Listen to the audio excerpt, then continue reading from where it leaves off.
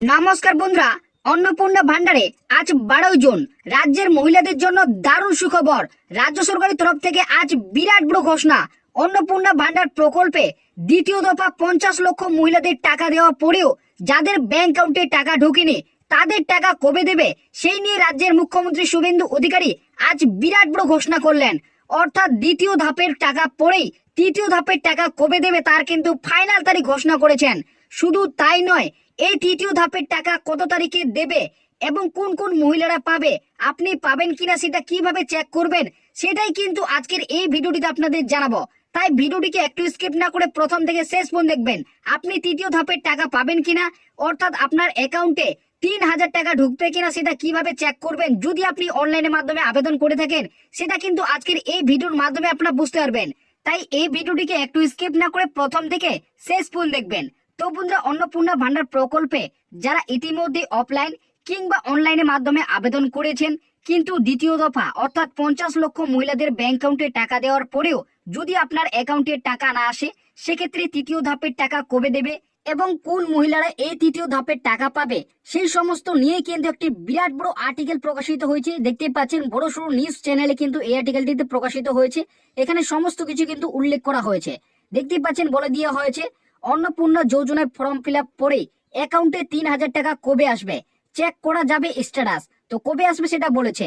পশ্চিমবঙ্গে চালু হয়েছে অন্নপূর্ণা যোজনা।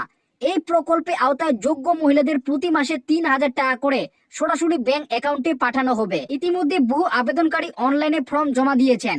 এখন অনেকেরই প্রশ্ন, আবেদন করার পর কবে টাকা অ্যাকাউন্টে আসবে এবং কিভাবে আবেদন বা পেমেন্ট স্ট্যাটাস চেক করবেন। তো আপনারা বুঝতেই পারেন এখানে স্পষ্টভাবে কিন্তু উল্লেখ করে দেওয়া হয়েছে যারা ইতিমধ্যে অনলাইন বা অফলাইনে আবেদন করেছেন তো তাদের টাকাগুলি কবে ঢুকবে, অর্থাৎ আবেদন করার পর কতদিন পর টাকা ঢুকবে সেটা কিন্তু বলেছে। সরকারি তথ্য অনুযায়ী অন্নপূর্ণা যোজনায় আর্থিক সাহায্য ডিবিটি অর্থাৎ ডাইরেক্ট বেনিফিট ট্রান্সফার পদ্ধতিতে আধার লিঙ্ক ব্যাংক অ্যাকাউন্টে টাকা পাঠানো হবে।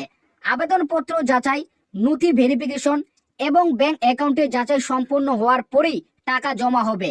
কোনো তথ্য ভুল থাকলে বা যাচাই প্রক্রিয়া অসম্পূর্ণ থাকলে পেমেন্ট দেরি হতে পারে।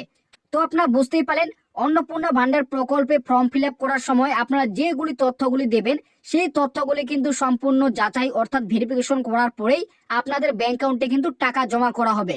যদি আপনারা ভুল তথ্য দিয়ে থাকেন সেক্ষেত্রে কিন্তু আপনার ব্যাংক অ্যাকাউন্টে টাকা একটু দেরিতেই ঢুকবে। তবে এখানে বলে দিয়েছে ডিবিডি অর্থাৎ ডাইরেক্ট বেনিফিসির মাধ্যমে কিন্তু এই অন্নপূর্ণা যোজনা যে 3000 টাকা সেই 3000 টাকা কিন্তু মহিলাদের অ্যাকাউন্টে দেওয়া হবে। অর্থাৎ আধার কার্ডের সঙ্গে যে ব্যাংক অ্যাকাউন্ট লিঙ্ক থাকবে সরাসরি সেই ব্যাংক অ্যাকাউন্টে কিন্তু এই 3000 টাকাটি ঢুকবে। সরকারি সূত্রের দাবি যাচাই সম্পূর্ণ হওয়ার আবেদনকারীদের অ্যাকাউন্টে ধাপে ধাপে 3000 টাকা জমা করা হবে। রাজ্যের মুখ্যমন্ত্রী শুভেন্দু অধিকারী ঘোষণা অনুযায়ী ইতিমধ্যে রাজ্যের প্রায় 50 লক্ষেরও বেশি মা বোনদের অ্যাকাউন্টে অন্নপূর্ণা যোজনা 3000 টাকা দেওয়া হয়েছে। 23রা জুন প্রথম ধাপে রাজ্যের 28,25,769 জন মহিলাকে এবং দ্বিতীয় ধাপে 23 লক্ষের বেশি মা বোনদের অ্যাকাউন্টে আগামী 8ই জুন 3000 টাকা ক্রেডিট করা হয়েছে। তো আপনারা প্রত্যেকে জানেন অন্নপূর্ণা যোজনায় ইতিমধ্যে কিন্তু দ্বিতীয় ধাপের টাকা কিন্তু দেওয়া হয়েছে। অর্থাৎ প্রথম ধাপে কিন্তু 23রা জুন দেওয়া হয়েছে 28,25,769 জন মহিলাকে দেওয়া হয়েছে এবং দ্বিতীয় ধাপে কিন্তু 8ই জুন প্রায় 23 লক্ষেরও বেশি মহিলাদের অ্যাকাউন্টে কিন্তু টাকা দেওয়া হয়েছে। এবার তৃতীয় ধাপে কিন্তু টাকা দেওয়া হবে।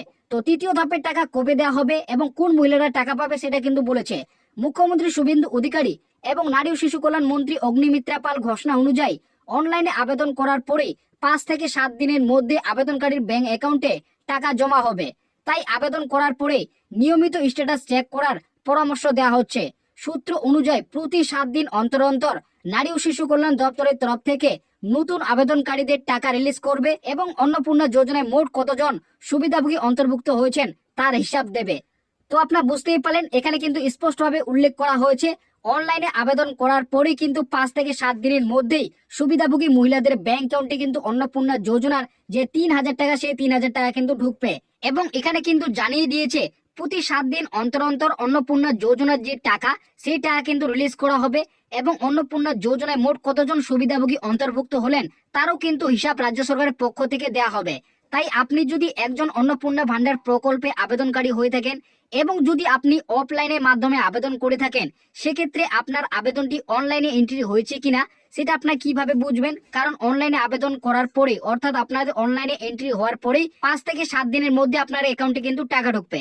সেক্ষেত্রে আপনার অফলাইনে আবেদনটি অনলাইনে এন্ট্রি করেছে কিনা সেটা কিভাবে আপনারা বাড়িতে বসে আপনার হাতে থাকা মোবাইল ফোন দিয়ে চেক করবেন, সেটাই কিন্তু আপনাদের এখন প্রমাণ সহ দেখাচ্ছে।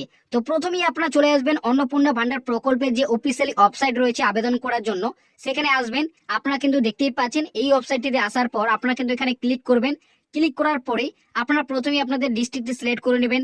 তারপরে কিন্তু আপনারা আপনাদের যে মোবাইল নম্বর রয়েছে, আপনি অফলাইন আবেদন করার সময় যে মোবাইল নম্বরটি দিয়েছিলেন সেই মোবাইল নম্বরটি আপনারা কিন্তু এন্টার করবেন। এন্টার করার পরে এই ক্যাপচার কোডটি আপনারা কিন্তু ফিল আপ করবেন, যোগ করে কত হচ্ছে সেটা দিয়ে বসাবেন। তারপরে আপনার কিন্তু মোবাইল নম্বরে একটি ওটিপি যাবে, সেই ওটিপিটি দেওয়ার পর ভেরিফাই অপশনে আপনারা কিন্তু ক্লিক করবেন। যখনই আপনি ভেরিফাই অপশনে ক্লিক করবেন, যদি আপনার স্ট্যাটাসে যদি এই ধরনের অ্যাপ্লিকেশন আইডি দেখায়, সেক্ষেত্রে আপনি বুঝবেন আপনার আবেদন কিন্তু অনলাইনে এন্ট্রি হয়েছে।